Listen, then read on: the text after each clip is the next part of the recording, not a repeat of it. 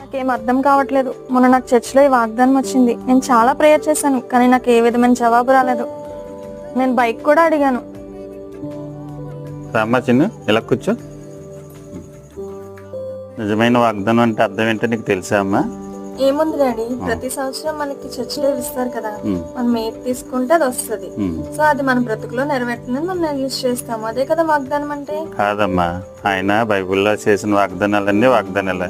దీనికన్నా మంచి వాగ్దానం ఒకటి ఉందమ్మా. మనందరికీ నిత్య జీవం ఇస్తానన్నది ఆయన చేసిన నిజమైన వాగ్దానం. అవునా డాడీ? అవునమ్మా. మరి అలాగైతే మరి భూలోకంలో మనకి ఏం అడిగినా దేవుడు ఇవ్వరా? ఇస్తారమ్మా. ఆయన కోసం యథార్థంగా మనం బ్రతుకుతా మనకు అక్కడిగా కావాల్సినవి అన్నీ ఆయనకు తెలుసు.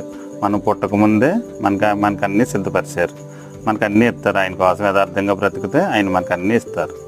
నిత్య జీవాన్ని పొందుకోవడం కోసం నేను ఆయన కోసం యథార్థంగా బ్రతుకుతాను. సరే అమ్మా, నువ్వు దేనికి దిగులు పడకు. ఆయనే మనకు తోడు.